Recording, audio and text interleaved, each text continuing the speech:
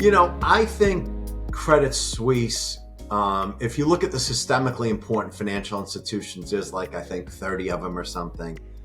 I think 25% of them are Chinese banks.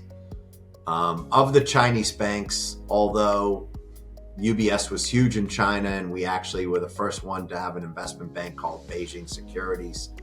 And I spent a lot of time in Asia when I was running UBS.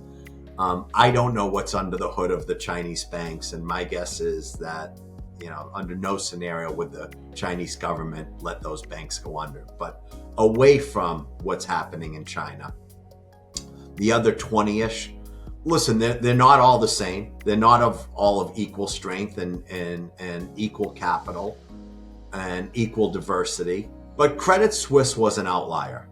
I don't think they have been managed well for years. And I think when we saw in the last few weeks that FINMA, was questioning their risk reporting, and then Saudi National Bank kind of said no mas, it was clear that for the most part, Swiss National Bank was going to have to step in, and that was the end of Credit Suisse. I think they did it quickly. I think they did it the right way.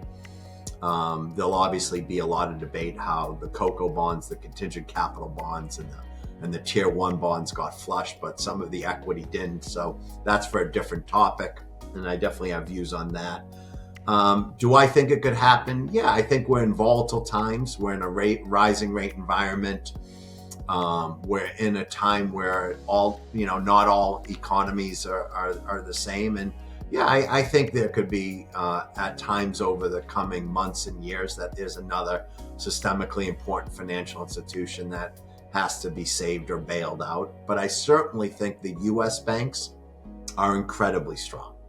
I think their tier one capital, their leverage, their capital adequacy, their diversity, incredibly strong. And I think, U.S. large banks are by far the most safe.